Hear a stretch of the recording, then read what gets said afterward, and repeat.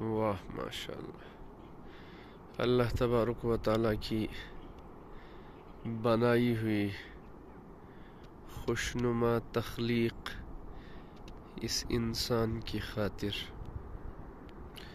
جو لمحہ بلمحہ اللہ پاک کو بھول گیا، مگر اللہ پاک نے اس دنیا کو، ان خوبصورت پہاڑوں کو اس کی دل لگی کی خاطر اور اس کی ضروریات کی خاطر پیدا فرما کر اس بندے پر کیا ہی احسانات کیے ہیں کہ اس کی آنکھیں جس تخلیق اور کائنات کو دیکھے تو اسے اچھی لگے، اس کا جی لگے، اس کا دل اس میں لگ جائے۔